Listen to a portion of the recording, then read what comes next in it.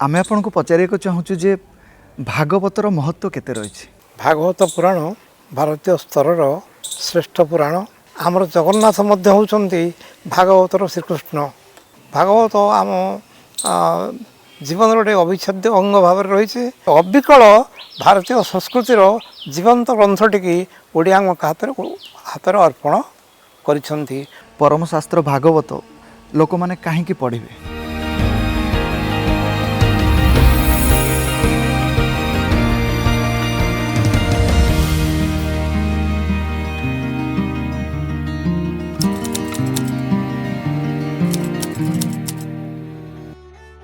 नमस्कार, मो रामचंद्र नाथ।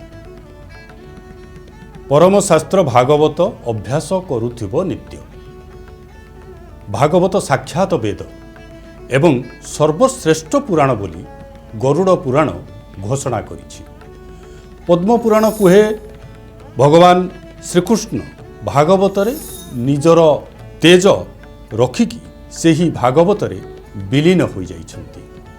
तेणु भागवत हेउछि आम समस्तंक पाई, जीव जगत पाई, जन जीवन पाई सर्वश्रेष्ठ काव्य, सर्वश्रेष्ठ ग्रंथ।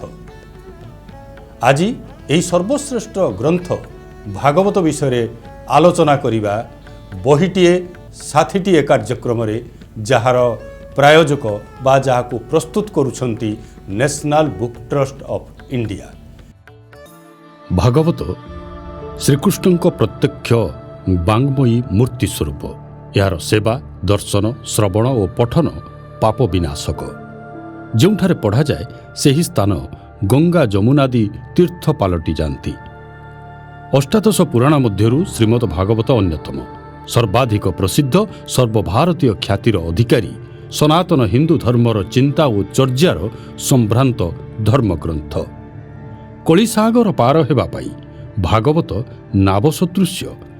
ओडिशार भाग्याकाशरे 16 शताब्दी जो पूर्णचंद्र उदय होइथिला से थिले भक्त कवि जगन्नाथ दास। रचना करिथिले ओडिया भागवत। मूल संस्कृत भागवतर ओडिया अनुवाद नथिला, अनुसृष्टि थिला। ओडिया जनजीवन, साहित्य, संस्कृति एवं आध्यात्मिक परिदृश्य रे ओडिया भागवत आज भी यार प्रासंगिकता, आधिपत्य एवं गुरुत्व निर्वाह करि आसुछि। श्रीमंदिर रे विराजित श्री जगन्नाथ एवं जगन्नाथ दासंक भागवत उभय ओडियांक पाई जीवनर माध्यम सदृश्य। एही मर्मरे आमे आजी एपरी एक बही कहिपारंती ग्रंथ उपरे आपनकू कहिबू आमर कार्यक्रम रे। बहीटीए साथीटीएर आजिर कार्यक्रम रे आमे कथा हेबा नेशनल बुक ट्रस्ट इंडिया प्रकाशित जगन्नाथ दासंक श्रेष्ठ काव्यकृति परम शास्त्र भागवत। एही महान पुस्तक संपर्क रे कथा हेबा एवं अनेक अनालोचित जिज्ञासा विषय जानिबा प्रोफेसर दाशरथी दासंक ठारू एही कार्यक्रम बहीटीए साथीटीए रे। सर नमस्कार। नेशनल बुक ट्रस्ट इंडिया तरफ प्रस्तुत आमर ये कार्यक्रम बहीटीए एवं साथीटीए को आपनको स्वागत। आपण जगन्नाथ दासंकर श्रेष्ठ काव्यकृत परम शास्त्र भागवत को संपादना करिसेंति। आमे आपन को पचारे को चाहूँ जे भागवतर महत्व केते रही। भागवत पुराण सर्व भारतीय स्तर श्रेष्ठ पुराण। यहाँ सहित ओडिशार संपर्क अति निबिड़। आमर जगन्नाथ मध्य होउछन्ति भागवतर श्रीकृष्ण। कहा जाए श्रीकृष्ण को अपड़ा पिंड रे गढ़ा होइछि जगन्नाथ मूर्ति। आकु आमे पढ़िया फल आ सहित संपर्क रखा फल आम घरे घरे देखिए गोपीनाथ मूर्ति पूजा हो, आंठुआ गोपाल पूजा हो, से भागवत पढ़ा पारायण करा गाँव में भागवत डुंगी घरे भागवत गादी। तेणु या द्वारा ओडिया चरित्रटी संपूर्ण बदली जाइए।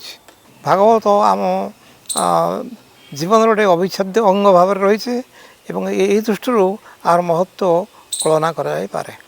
जेतेबेले कोनोसी पुराण किंबा ग्रंथ जेतेबेले मूल लेखारु कोनोसी एक आंचलिक भाषा रे अनुवाद करा जाए सेतेबेले जी अनुवादक से निजर आंचलिक परंपरा सेतिरे अधिक ढालिया को चेष्टा करंती कि जेतेबेले आमे पढुचु ସାରଳା ମହାଭାରତ ବଳରାମ ଦାସଙ୍କର ରାମାୟଣରେ ଆମେ ଦେଖିଛନ୍ତି ତ ଏହା ମୂଳ ଗ୍ରନ୍ଥଠାରୁ କେତେ ଭିନ୍ନ? ସେ ଆମେ ଯେତେବେଳେ ସାହିତ୍ୟ ଆରମ୍ଭ କଲୁ ଓଡ଼ିଆମାନେ, ସେତେବେଳେ ଉତ୍ତରାଧିକାର ସୂତ୍ରରେ ସେ ଭାରତୀୟ ସାହିତ୍ୟ ସଂସ୍କୃତି ଜଗତରୁ 3ଟି ଗ୍ରନ୍ଥ ସଂଗ୍ରହ କରିଥିଲୁ। ଗୋଟିଏ ମହାଭାରତ, ଅନ୍ୟଟି ହେଉଛି ରାମାୟଣ ଆଉ ଅନ୍ୟଟି ହେଉଛି ଭାଗବତ। କିଏ ଜଗନ୍ନାଥ ଦାସ ସିଏ ସବୁ ଓଲଟେଇ ଦେଲେ। ଏ ଭାଗବତ ହେଉଛି ମୂଳତଃ ଅନୁବାଦ। ସେ ଅବିକଳ ଭାରତୀୟ ସଂସ୍କୃତିର ଜୀବନ୍ତ ଗ୍ରନ୍ଥଟିକି ଓଡ଼ିଆଙ୍କ ହାତରେ ଅର୍ପଣ କରିଛନ୍ତି। ଓଡ଼ିଆ ସଂସ୍କୃତି ଭାରତୀୟ ସଂସ୍କୃତି ସହିତ ଏକାକାର ହୋଇ ଯାଇଅଛି। ଏହି ଦୃଷ୍ଟିରୁ ତାଙ୍କର ଇଏ ହେଉଛନ୍ତି କ'ଣ ଟିକେ ବସମ୍ବଦ ଲୋକ, ଟିକେ ବିଶ୍ୱସ୍ତ ଲୋକ, ଏବଂ ସେଇ ଦୃଷ୍ଟିରୁ ତାଙ୍କ ଅନୁବାଦ ବିଶ୍ୱସ୍ତ ଆଉ ସୁନ୍ଦର। ମୂଳ ଗ୍ରନ୍ଥରେ ଆଞ୍ଚଳିକ ଜିନିଷର ମିଶ୍ରଣ ହୁଏ, ସେତେବେଳେ ସେ ମୂଳ ତତ୍ତ୍ୱ ଅପଭ୍ରଂଶ ହେବାର ଆଶଙ୍କା ଥାଏ କି ଆମ ମନରେ?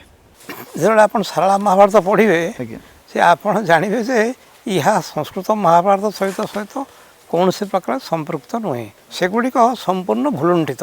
ଏପରି କୃଷ୍ଣଙ୍କ ଚରିତ୍ରଟିକି ସେ ଏପରି କଦର୍ଯ୍ୟ ଭାବରେ ଚିତ୍ରଣ କରିଛନ୍ତି ଯେ ତାଙ୍କୁ ଆଉ ଭକ୍ତି କରି ହେବ ନାହିଁ।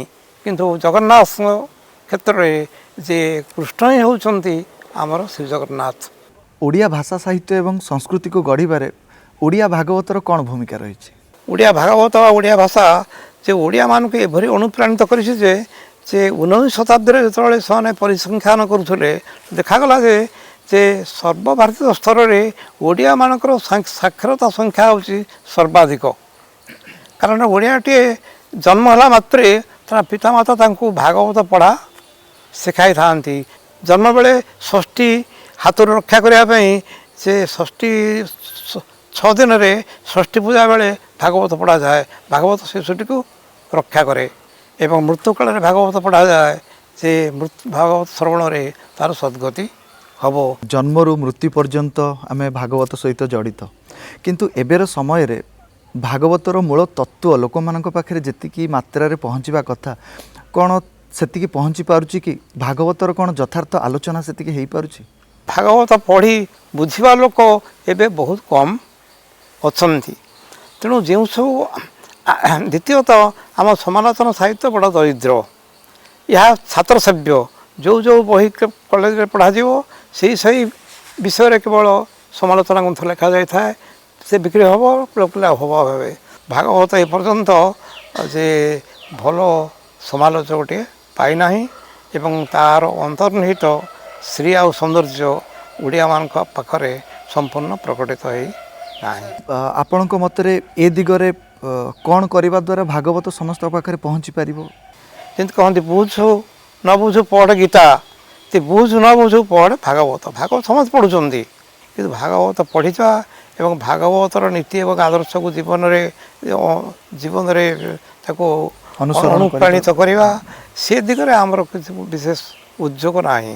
ସାର୍, ଆପଣଙ୍କର ସମ୍ପାଦିତ ଜଗନ୍ନାଥ ଦାସଙ୍କର ଶ୍ରେଷ୍ଠ କାବ୍ୟକୃତି ପରମଶାସ୍ତ୍ର ଭାଗବତ ଲୋକମାନେ କାହିଁକି ପଢ଼ିବେ?